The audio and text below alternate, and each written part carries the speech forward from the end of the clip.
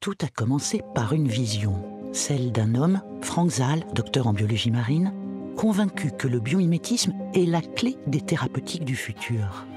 Cette vision, inspirée par les recherches du commandant Cousteau, a permis à cet ancien chercheur du CNRS d'orienter ses recherches vers l'écophysiologie respiratoire des vers marins et de découvrir le premier transporteur d'oxygène universel à visée thérapeutique.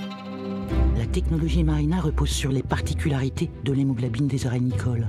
Sa structure est comparable à la nôtre, mais elle est extracellulaire, c'est-à-dire qu'elle n'est pas contenue dans le globule rouge et elle est capable de lier 40 fois plus de molécules d'oxygène.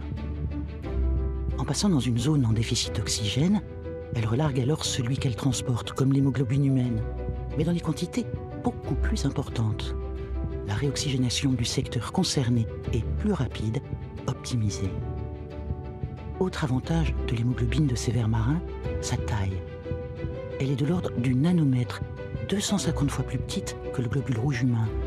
Dans les cas où la circulation sanguine est réduite, que le passage des globules rouges humains est entravé, la petite taille de la technologie Marina, elle, est capable de s'infiltrer et ainsi de réoxygéner en aval la zone tissulaire. Pour couvrir ses besoins, la production à grande échelle de la matière première est lancée à la ferme marine de Noirmoutier, dans le respect de l'écosystème et des obligations de traçabilité et de qualité imposées par le label de production GMP.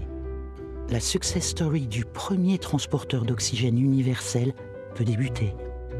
Pour moi, c'est une révolution. Innovative. On a repoussé les limites toujours plus loin. Ou c'est vraiment le futur.